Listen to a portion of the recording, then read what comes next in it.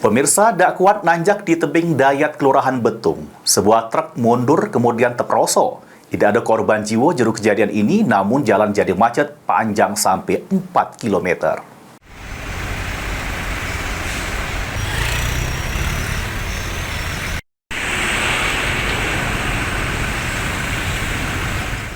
Tidak kuat nanjak di tebing Dayat Kelurahan Betung, sikok truk mundur terus terperosok. Ibda Peri Kanit Turjuali Satlantas Polres Banyuasin ngatulke terperosoknya truk akibat adanya kerusakan pada bagian bohel kelahar. Dari Satlantas Polres Banyuasin, saya Ibda Peri Kanit Turjuali, kami akan menginformasikan untuk terjadinya kepadatan arus lalu lintas tepatnya di kilometer 69. Itu terdapat trailer yang terjadi kerusakan putusnya selang udara. Jadi kendaraan tersebut mundur.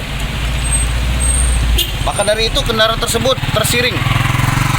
Dan kami sudah berusaha untuk mengevakuasi kendaraan tersebut untuk segera dipinggirkan. Dan arus lalu lintas tetap berjalan dua arah walaupun bergantian, baik dari Palembang yang akan mengarah kota Jambi maupun dari kota Jambi yang akan mengarah kota Palembang. Dilakukan buka tutup ya benar?